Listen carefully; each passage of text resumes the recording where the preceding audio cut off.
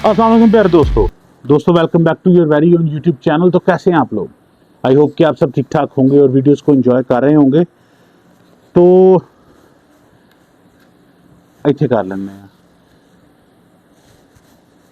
अस्सलाम वालेकुम प्यारे दोस्तों welcome back to your very own YouTube channel. तो कैसे हैं आप लोग? आई होप कि आप सब ठीक ठाक होंगे और वीडियोस को एंजॉय कर रहे होंगे।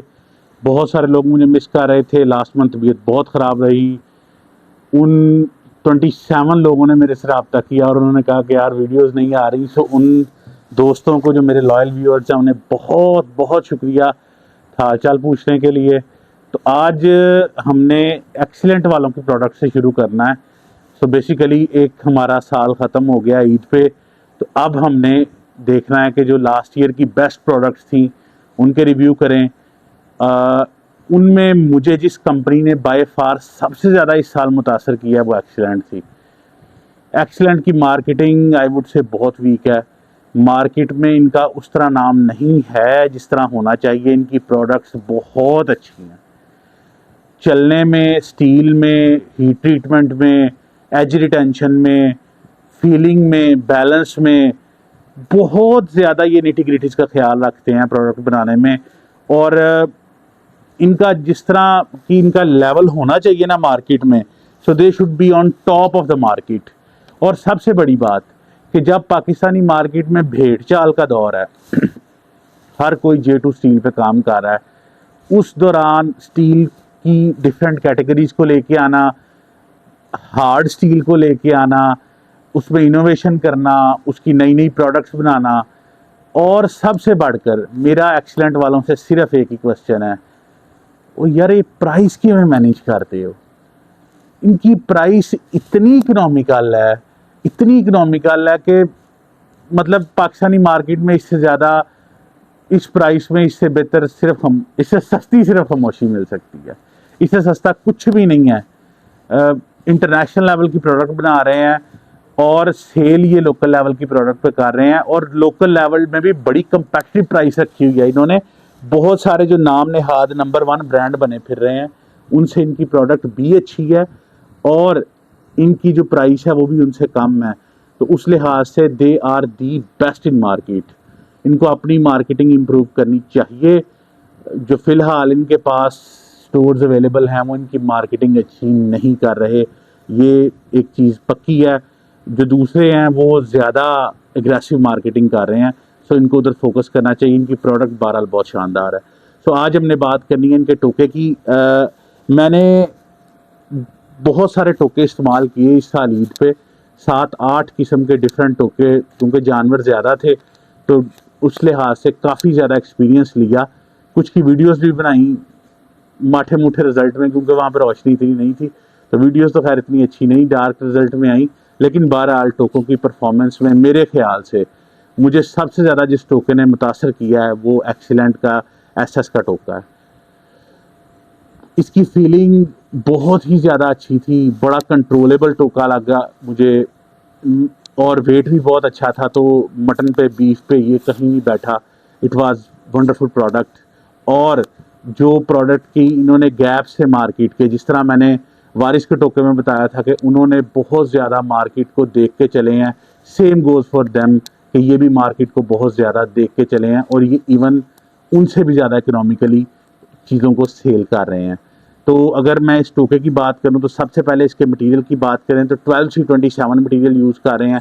अब 12C27 जो है ना, ये बेसिकली एक चाइनीज़ कम्बिनेशन है। जैसे J2 के बारे में एक मेरे ख्याल से मिथ है पाकिस्तान में कि ये जापानीज स्टील है। नो सर, अगर आप इसे जापानीज स्टील एज ए टामाहगा ने कह के बेच रहे हैं या रीइंफोर्स स्टील, तो ये बिल्कुल झूठ है। हाँ, जिस तरह AISI स्टैंडर्ड है, उस स्टैंडर्ड पे अगर पाकिस्तान में भी स्टील बन रहा है तो आप उसे अमेरिकन स्टील कह सकते हैं? नहीं कह सकते, वो पाकिस्तानी स्टील है। अगर उस स्टैंडर्ड में चाइना पे स्टील बन रहा है तो चाइना AISI स्टैंडर्ड नहीं यूज़ करता। चाइना के मोस्टली स्टील में CR स्टैंडर्ड यूज़ किए जाते हैं। इसी तरह 12C27 जो है वो सैंडविक स्टील है। ये स्वीडिश जो है वो स्टील है। कहा इसे सैंडविक स्टील जाता है क्योंकि स्वीडन की इंडस्ट्री थी जिसने सबसे पहले बनाया था, लेकिन इंपोर्ट ये चाइना से ही किया जाता है। स्टील बहुत अच्छी क्वालिटी का है, J2 से एक स्टेप ऊपर है ये स्टील, बिकॉज इसकी हार्डनेस J2 से थोड़ी सी बेहतर है। अगर मैं इसकी कंपोजिशन की बात करूं तो कार्बन इसमें 0.35% होती है, क्रोमियम 14% होती है, सिलिकॉन 1% होती है, मैंगनीज 0.1% है, निकल जो है 0.6% है, फॉस्फोरस 0.04% है और सल्फर 0.04% है। अगेन इसके अंदर जो कम्बिनेशन है निकल जो है और क्रोमियम, उसकी वजह से इसके अंदर शाइन अच्छी आती है। लेकिन निकल जो है वो थोड़ी सी ना गहर जिसे बोलते हैं टर्मिनोलॉजी में, गहर एक लेके आती है। सो बेसिकली जो आपकी आंखों का डेप्थ सेंसर है वो उसे फील करता है निकल को, किसी भी अगर मटेरियल के अंदर हो तो इन डेप्थ आपको नज़र आती है। तो हल्का सा ब्राउनिश या हल्की सी पेल कलर आता है आपकी करते हुए। अगर निकल ना मौजूद हो आपके यील्ड में तो वो बड़ा शीशा जैसा कलर आता है। लेकिन निकल जो है वो एक तो ग्रेन इंप्रूवमेंट करती है थोड़ी सी इसकी, दूसरी बात इसकी पॉलिश लंबे अरसे चलती है। तो गहर की उस तरह आपको महसूस इसके अंदर हल्की सी होगी, लेकिन इसकी पॉलिश जो है वो बगैर निकल वाले जो टोके हैं उनसे ज़्यादा, जैसे 420 था तो उससे ज़्यादा लंबे अरसे चलेगी, ये ख़राब नहीं होगी। और दूसरी बात निकल जो होती है वो हाइड्रोफोबिक भी इसके अंदर क्वालिटीज़ आती हैं। तो जो जितनी भी आपकी पॉलिशिंग की इंडस्ट्री है, जो पॉलिश स्टील बेचते हैं, वो निकल इसलिए ऐड करते हैं कि आपका जो पानी है उसको ये रेजिस्ट करती है, ख़राब नहीं होने देती है। आपके जितने भी मोटरसाइकिलों के चक्के आते हैं, इंजन आते हैं, उन पर निकल किया जाता है, निकल प्लेटिंग की जाती है।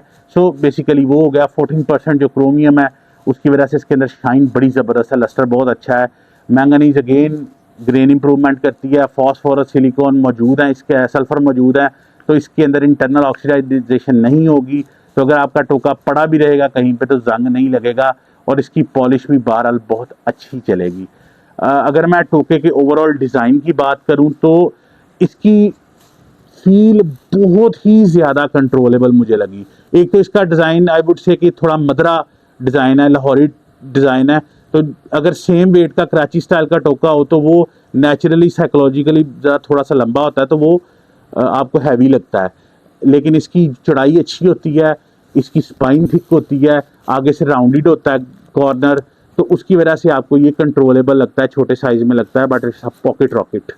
अगर मैं स्पाइन की बात करूं तो स्पाइन के ऊपर आपको excellent by Qaiser and Faisal की वाज़े बैजिंग मिल जाएगी। आर पार इसके नज़र आएगा आपको, इतनी ही ज़्यादा अच्छी पॉलिश है। और कहीं पे भी अगेन इस काम में एसएस के टोके बनाने में हमारी इंडस्ट्री बहुत अच्छी चल रही है। कहीं पे भी आपको किसी किस्म का एजी स्पॉट नहीं मिलेगा, शार्प स्पॉट नहीं मिलेगा।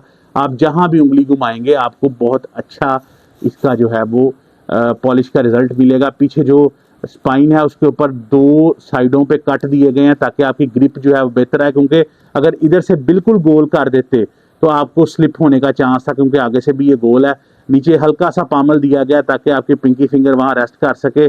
और इन जो इसकी हैंडल है वो ठीक ठाक चौड़ा है तो आपको इंडेक्स करने में भी आसानी रहती है, तो आपका टोका अच्छा चलता है, कंट्रोलेबल लगता है आपको।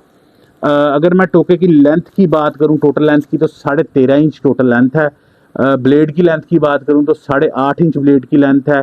टोके की विड्थ की बात करूं तो एट मैक्सिमम 4 इंच है और एट मैक्सिमम 4.5 इंच है और एट मिनिमम 4 इंच है। तो आधे इंच का एक स्वीट किस्म का काट आपको ऊपर की तरफ जाता दिखेगा, जो कि आपको जब आप आगे की तरफ को फॉरवर्ड स्लाइस कर रहे होंगे, आगे की तरफ जब आप हिट करते हैं तो बेसिकली आप फॉरवर्ड नहीं, बैकवर्ड स्लाइस, तो आगे की तरफ जाते हैं तो आपने पीछे आना होता है। तो बैकवर्ड स्लाइस के लिए इसके अंदर आधे इंच का कट यहाँ मौजूद है, स्लाइस मौजूद है।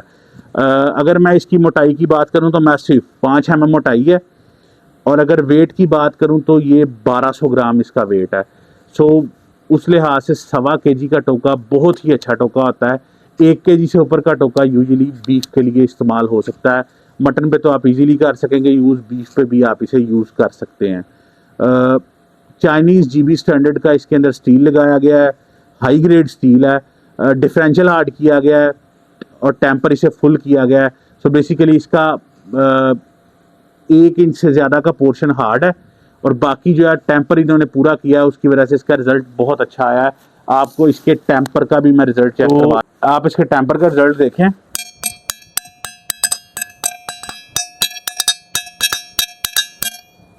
कैसी साउंड है, बहुत ही सॉलिड टेम्पर किया गया स्टील को।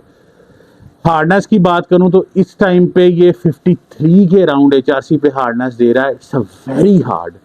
आपकी कमानी किसी दर्जे में भी इसके आसपास भी नहीं है हार्डनेस में। It's very hard steel. कमानी 45-46 के इर्द गिर्द होती है, तो इसकी छुरियों वाली हार्डनेस रखी गई है ताकि इसका कट भी बेहतर रहे और एज जो है वो भी अच्छा उठाए। इसके अलावा अगेन वाटर क्विंस्ड है, तो आगे से इसका ग्रेन्स जो हैं वो काफ़ी गुथे हुए हैं, तो इसका जो आगे एज है वो ठीक ठाक हार्ड है। अब आपको इसका पेपर पे थोड़ा सा रिजल्ट दिखाता हूँ, पेपर पे इसका रिजल्ट क्या है, और फिर आपको इसका प्रैक्टिकल रिजल्ट दिखाता हूँ।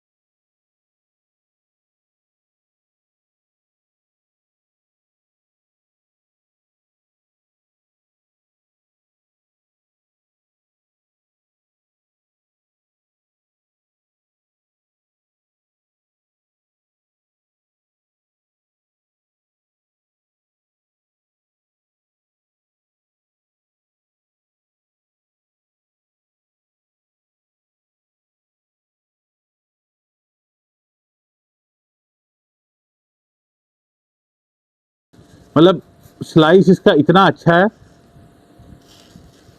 ये देखें, बेहतरीन स्लाइस इसका चलता है पेपर पे। और पूरा मैं आपको दिखा रहा हूँ, पूरा किसी दर्जे में इसका स्लाइस ऐसा नहीं है कि जो काट ना रहा हो। तो आप इसका रिजल्ट चेक करें जी, मीट के ऊपर के मीट के ऊपर कैसा रिजल्ट आया है इसका।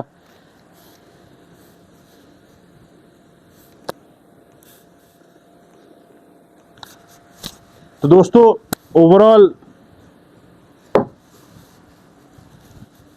अगर ओवरऑल टोके की बात करूं तो it should be called the best product available in Pakistan.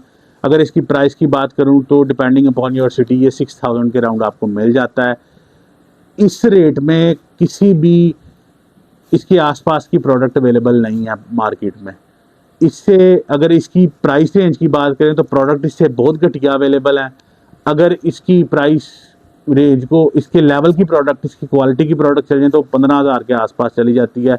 Shafi का टोका काफ़ी डल शेप में है, वो भी महंगा है इससे।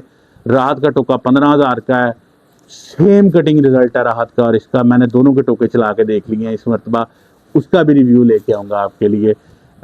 और राहत के खैर मैं बहुत कम रिव्यू करता हूँ क्योंकि राहत बहुत महंगा हो चुका है। पता नहीं वो राहत वाले अपने आप को शायद मेसियर मेस्टर समझते हैं या गाइजर समझ रहे हैं पाकिस्तान का, लेकिन चलो छड्डो। तो ये है जी ओवरऑल इसका रिव्यू। मुझे बहुत पसंद आई प्रोडक्ट। आप भी जब ख़रीदेंगे आपको भी इंशाल्लाह ये प्रोडक्ट बहुत पसंद आएगी। और आई गैस कि इस टाइम पे अगर मार्केट को शिफ्ट करना है आपने, कंपटीशन प्रॉपर क्रिएट करना है, तो you should go for the product of excellent. ये डायरेक्ट आपको सेल कर देते हैं, काफ़ी बेहतर हो चुकी है इनकी सर्विस भी अब, तो आप इनसे डायरेक्ट भी ले सकते हैं। मैं इनका लिंक जो है वेबसाइट का लगा दूंगा। इनका व्हाट्सएप जो है वो भी हमेशा ऑन होता है, तो उसका भी लिंक लगा दूंगा। So that's overall review. I hope कि आपको रिव्यू पसंद आया होगा। मज़ीद रिव्यू जानना चाहते हैं तो चैनल पे ट्यून इन है। Till next video, stay blessed.